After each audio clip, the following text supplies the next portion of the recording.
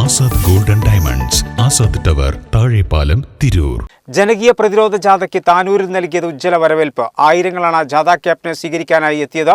താനൂർ ചിറക്കിൽ നിന്നും ജാഥ captain M V Govindan മാസ്റ്ററെ തുറന്ന വാഹനത്തിൽ ആനയിച്ചാണ് സ്വീകരണ കേന്ദ്രത്തിലേക്ക് എത്തിച്ചത്.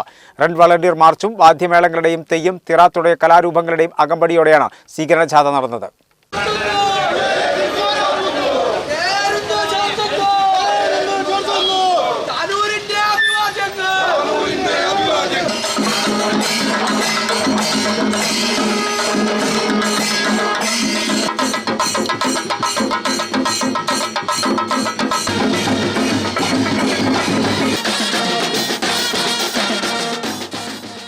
കേന്ദ്ര സർക്കാരിന്റെ ജനദ്രോഹ നയങ്ങൾക്കും വർഗീയതയ്ക്കുമെതിരെ CPIM സംസ്ഥാന സെക്രട്ടറി എം വി ഗോവിന്ദൻ നയിക്കുന്ന ജനകീയ പ്രതിരോധ ജാഥയ്ക്ക് താനൂരിൽ നൽകിയത് ഉജ്ജ്വല സ്വീകരണം. ജാഥ ക്യാപ്റ്റൻ എം വി ഗോവിന്ദന്റെ മണ്ഡലാതിർത്തിയായ പൂരപ്പുഴയിൽ CPIM ജില്ലാ സെക്രട്ടറി അംഗം E Jayan, area secretary Samad Tanalur എന്നിവർ ചേർന്ന് ഷാൾ അണിയിച്ച് സ്വീകരിച്ചു. നൂറുകണക്കിന് ബുള്ളറ്റുകളുടെ അകമ്പടിയോടെ താനൂരിലേക്ക് പ്രവേശിച്ചു.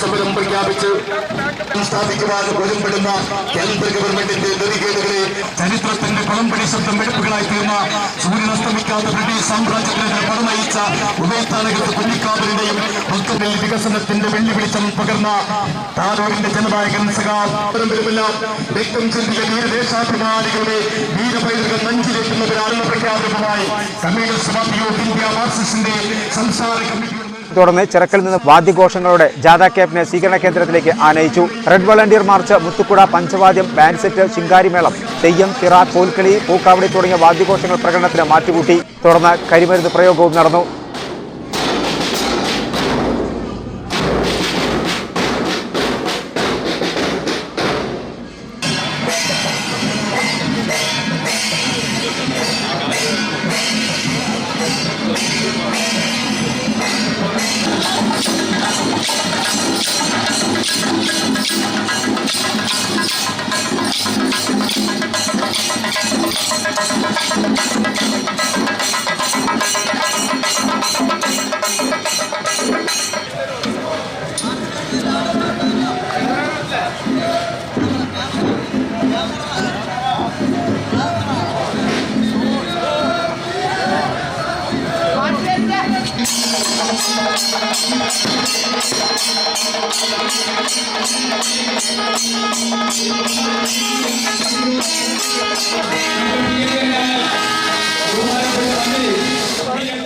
സ്വീകരണ പൊതുയോഗത്തിൽ സ്വാഗത സംഘം ചെയർമാൻ മന്ത്രി വി അബ്ദുറഹ്മാൻ അധ്യക്ഷനായിരുന്നു.